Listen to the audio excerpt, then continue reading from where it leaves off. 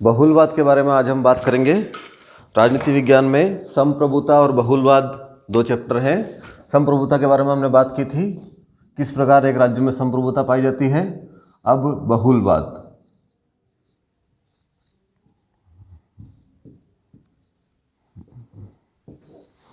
बहुलवाद क्या है?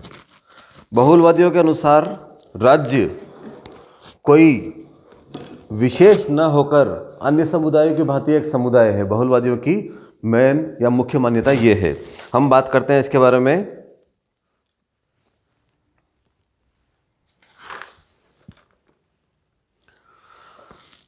बहुलवाद संप्रभुता की अद्वैतवादी धारणा के विरुद्ध एक विचारधारा है। ऐसी प्रतिक्रिया है जो यद्यपि राज्य के अस्तित्व को बनाए रखना चाहती है, किंतु राज्य की संप्रभुता का अंत करना श्रेयकर मानती है। अर्थात बहुलवादी ये मानते हैं कि राज्य संप्रभु नहीं है। जिस प्रकार एक राज्य में अन्य समुदाय है, उसी प्रकार से राज्य भी एक समुदाय है। राज्य बना रहेगा, खत्म नहीं होगा, किंतु अन्य समुदायों की भांति एक समुदाय मात्र रहेगा।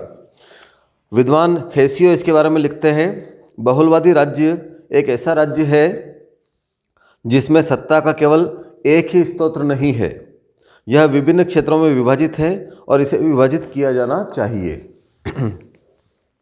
लास्की के शब्दों में एक परिभाषा और देखते हैं इसकी।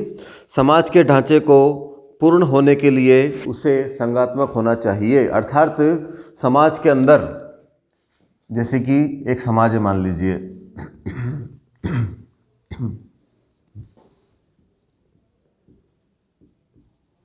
समाज के अंदर बहुत सारे संगठन हैं।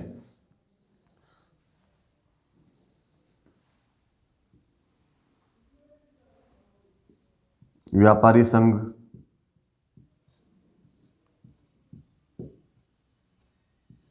शिक्षक संघ, मजदूर संघ,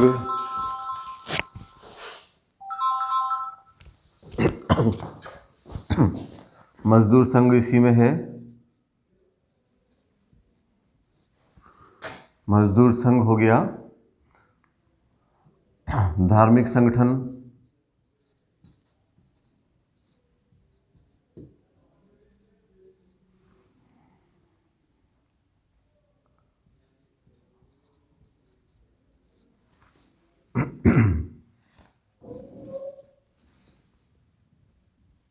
किसान संघ।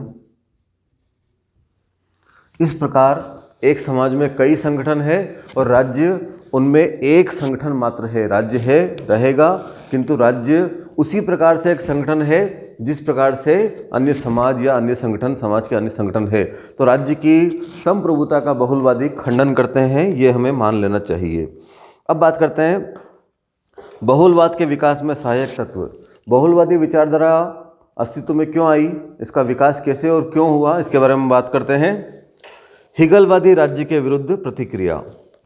आदर्शवादी विचारधारा को चरमोत्कर्ष पर पहुंचाते हुए हिगल ने राज्य को पृथ्वी पर परमेश्वर की अवधारणा मान लिया था। हिगल एकमात्र राज्य को ही नैतिक और आदर्शात्मक संस्था मानता है और राज्य की निरंकुश एवं असीमित प्रभुसत्ता का उपास होने के कारण अन्य समुदाय के अस्तित्व को स्वीकार ही नहीं करता। हिगल की इस चरमतावादी धारणा की प्रतिक्रिया होना स्वाभाविक था और इस प्रतिक्रिया का उदय बहुलवाद के रूप में हुआ। बहुलवादी प्रभुसत्ता को असीमित न मानकर सीमित मानते हैं और राज्य के साथ अन्य समुदायों के अस्तित्व को भी स्वीकार करते हैं। अतः यह सरलता से कहा जा सकता है कि बहुलवाद के विकास में आदर्शवाद के विरोध का बहुत बड़ा हाथ है। ठीक है ना। आदर्शवादी जहाँ राज्य को सर्वेसर्वा मानते हैं, बहुलवादी राज्य को वहाँ एक समुदाय मात्र मान लेते हैं। राज्य की अयोग्यता। आधुनिक समय में राज्य की अयोग्यता भी बहुलवादी विकास का एक बहुत बड़ा कारण है। राज्य हर मामले में हमेशा सफल नहीं रहा। राज्य का कार्य केवल सीमाओं की सुरक्षा और आंतरिक अशांति को रोकना है, किंतु राज्य ने जब कभी भी इससे अलग हटकर अन्य कार्य किए हैं वो असफल रहा है। ऐसी स्थिति में भी राज्य को अयोग्य मानते हुए बहुलवादी अस्तित्व में आए। जैसा कि प्रोफेसर वार्ड लिखते हैं, इससे केंद्र में पक्षाघात या लकवा तथा दूरवर्ती सिरों पर रक्तहीनता या पांडुरोग हो जाता है। कुल मिला के यदि राज्य के पास अनावश्यक और अत्यधिक कार्यभार होगा तो वो ढंग से उन कामों को नहीं कर पाएगा। मध्यकालीन संघवादी विचारकों का प्रभाव। बहुलवाद के विकास में जर्मन लेखक गियर्थ और ब्रिटिश लेखक मेटलैंड और फिगिस इन विद्वानों ने भी महत्वपूर्ण भूमिका निभाई है। लोकतंत्र में प्रादेशिक प्रतिनिधित्व की व्यवस्था से असंतोष। लोकतंत्र में व्यावसायिक या कार्यात्मक प्रतिनिधित्व की मांग की गई, इससे भी बहुलवाद को बढ़ावा मिला। अंतर्राष्ट्रीय विचारों का क्रमिक विकास। पिछली सदियों में राष्ट्रीयता का विचार प्रमुख रहा तो वर्तमान समय को अंतर्राष्ट्रीयता का युग कहा जा सकता है। राष्ट्रीय व राष्ट्रीयता की भावना के उदय ने जिस प्रकार राज्य की असीमित प्रभुसत्ता का विकास किया, उसी प्रकार अंतर्राष्ट्रीयता की भावना ने बहुलवादी विचार को प्रोत्साहित किया है। विधि शास्त्रीय तत्वों का विकास। आधुनिक काल में अनेक क्षेत्रों में इस बात का प्रतिपादन किया गया कि विधि राज्य का आदेश नहीं वरन उससे ऊपर की एक वस्तु है। तो इस तत्व से भी बहुलवादियों को बढ़ावा मिला। श्रमिक वर्गों का विकास।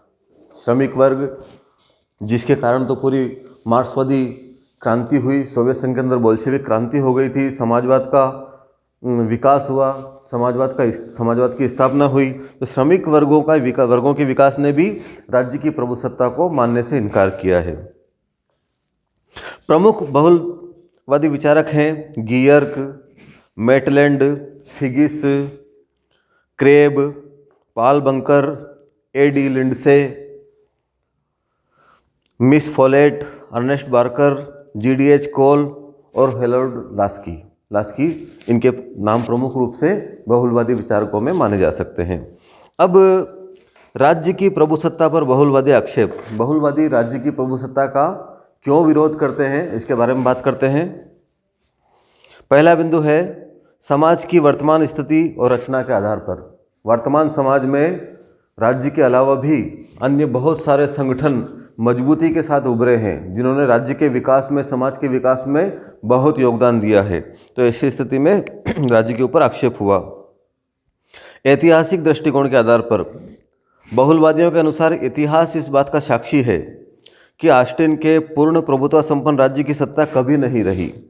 प्राचीन काल में भारत अथवा यूनान में इस प्रकार का कोई राज्य नहीं था। अरस्तु ने यद्यपि राज्य को सब सामाजिक संगठनों में सर्वोच्च बताया था, तथापि उसे कानून से उच्च नहीं समझा था। इतिहास भी इस बात को मानता है कि अन्य समुदायों का अस्तित्व हमेशा रहा है और उन्होंने समाज के विकास में अपनी भूमिका निभाई है। व्यक्ति के विकास के आधार पर बहुलवादियों के अनुसार संप्रभुता का विचार व्यक्ति के विकास में बाधक है, क्योंकि यह राज्य को चरम साध्य और व्यक्ति को साधन मात्र बना देता है। वास्तविक स्थिति अलग है, व्यक्ति साध्य है और राज्य साधन है। व्यक्ति का सर्वांगीण विकास होना आवश्यक है, बहुलवादी इस बात को मानते हैं। लोकतंत्र के आधार पर, लोकतंत्र जैसा कि हम जानते हैं, लोकतंत्र में तो किसी भी प्रकार से व्यक्ति के विकास को ही सर्वोपरि माना गया है। तो ऐसी स्थिति में लोकतांत्रिक धारणा के भी आदर्शवादियों की धारणा राज्य की प्रभुसत्ता सीमित करनी आवश्यक है। कानून के स्वरूप के आधार पर ऑस्टिन ने जिस कानून का स्वरूप बताया है वो राज्य से भी ऊपर है। विधि खुद राज्य से ऊपर होती है। लिखित कानूनों का अस्तित्व हमेशा राज्य से ऊपर माना जाता है, प्रभुसत्ता से भी ऊपर होता है। ऐसा मानने के कारण बहुलवादियों को प्रोत्साहन मिला। अंतर्राष्ट्रीयता के आधार पर जैसा हमने बात की थी कि वर्तमान में राष्ट्रीय राज्य से ऊपर हटकर अंतर्राष्ट्रीयता की बात होती है, अंतर्राष्ट्रीय संगठनों, अंतर्राष्ट्रीय समाज की बात होती है। तो ऐसी स्थिति में बहुलवादियों के अनुसार राज्य का